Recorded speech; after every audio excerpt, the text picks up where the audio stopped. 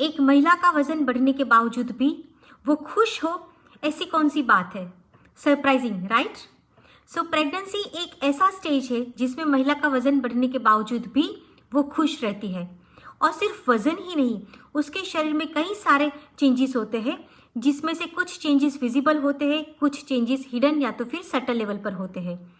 और ये सारे चेंजेस उसके शरीर में होने वाले बदलाव के कारण, जैसे कि एस्ट्रोजन और प्रोजेस्टेरोन हार्मोन के बढ़ते लेवल के कारण होते हैं। और ये सारे चेंजेस प्रेगनेंसी को सपोर्ट कर पाए, गर्भस्थ शिशु को अच्छे से नर्चर कर पाए, चाइल्ड बर्थ के लिए माँ को प्रिपेयर कर पाए और चाइल्ड बर्थ के बाद ब्रेस्ट फीडिंग कर पाए और बेबी केयर अच्छे से कर पाए, उसी के लिए होते हैं। हेलो, बोल के लब आज़ाद के मंच से मैं डॉक्टर कोमल शाह माइंडफुल प्रेगनेंसी की वीडियो सीरीज में दूसरा एपिसोड लेकर हाजिर हूँ। पूरी प्रेगनेंसी के दरमियान माँ का 9 से 16 किलो वजन बढ़ता है, जो एक सामान्य है। लेकिन अगर माँ का वजन 9 किलो से कम या फिर 16 किलो से ज़्यादा बढ़ता है तो एक चिंता का विषय है। इसमें से बच्चे का वजन तो 2 से 4 किलो तक ही होता है, लेकिन बाकी का जो वजन है वो placenta, uterus, amniotic fluid, body fluid, fat distribution और ब्रेस्ट का रहता है।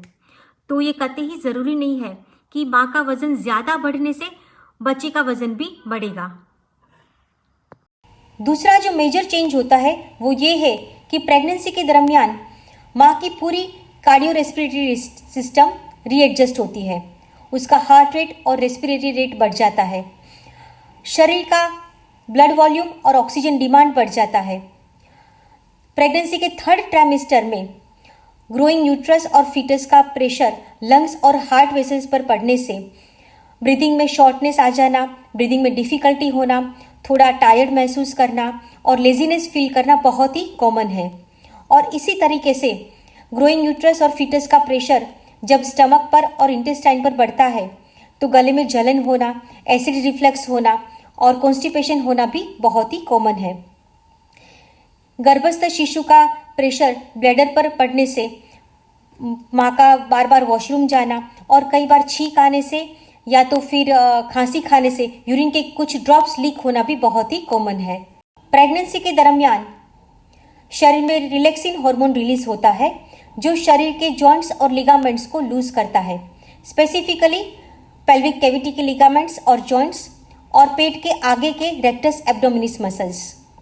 और यही रीज़न होता है कि प्रेगनेंसी के 3rd ट्राइमेस्टर में कई महिलाओं को बैक पेन और एब्डोमिनल स्ट्रेच की कंप्लेंट रहती है। बढ़ते वजन और बढ़ते टमी के कारण शरीर की लाइन ऑफ ग्रेविटी चेंज होती है और इसीलिए शरीर का बैलेंस बनाने के लिए पूरा स्पाइनल कर्व रीअलाइन होता है।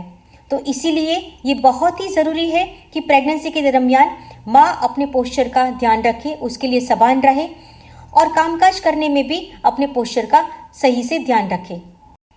प्रेगनेंसी में एस्ट्रोजन और प्रोजेस्टेरोन हार्मोन के बढ़ने से 1st ट्राइमेस्टर में मॉर्निंग सिकनेस होना, नोजिया और वॉमिटिंग होना, भूख न लगना, वज़न कम हो जाना, ये सारी चीज़ें बहुत ही कॉमन है।